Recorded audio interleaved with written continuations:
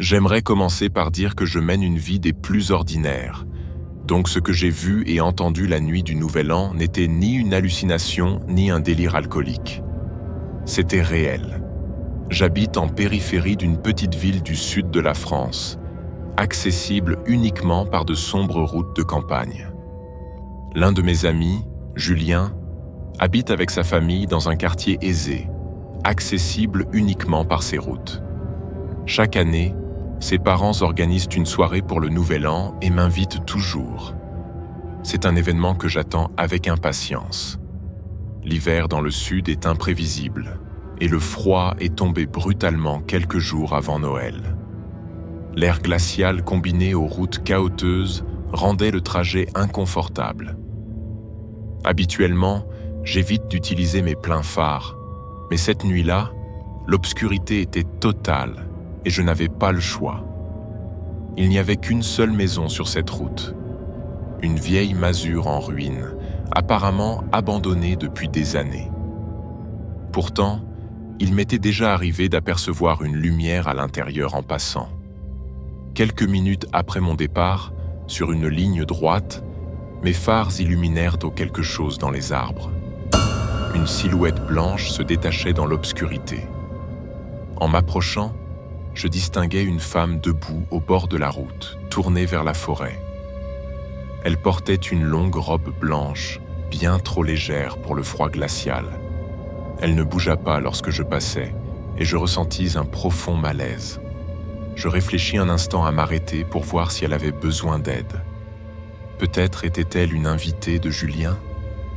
En jetant un coup d'œil dans mon rétroviseur, mon sang se glaça.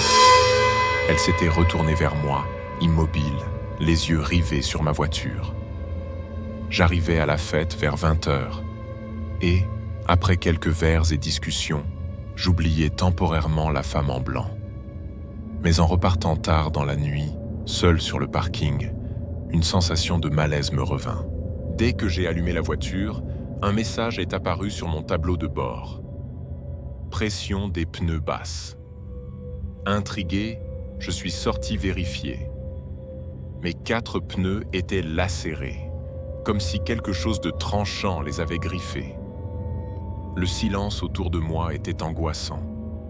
Puis, j'ai entendu des pas dans la forêt. Une voix douce, presque un murmure, a résonné. « Je te vois. » Mon corps s'est figé. « Est-ce que tu me vois ?» J'ai levé ma lampe torche en direction du son.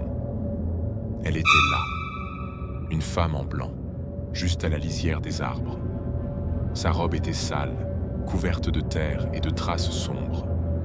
Son visage, un cauchemar.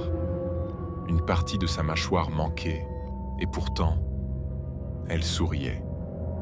La panique m'a submergé. J'ai couru. Derrière moi, des branches craquaient. Elle me poursuivait. J'ai foncé chez Julien, tambourinant à sa porte jusqu'à ce qu'il ouvre. Essoufflé, je lui ai tout raconté. Il a appelé la police. Les agents ont fouillé la vieille maison abandonnée, mais ils n'ont trouvé que des carcasses d'animaux dépecés et un couteau rouillé près de la maison de Julien. Elle, par contre, avait disparu. Mais une question me hante encore. Si elle n'avait plus de mâchoire, comment pouvait-elle parler aussi clairement ?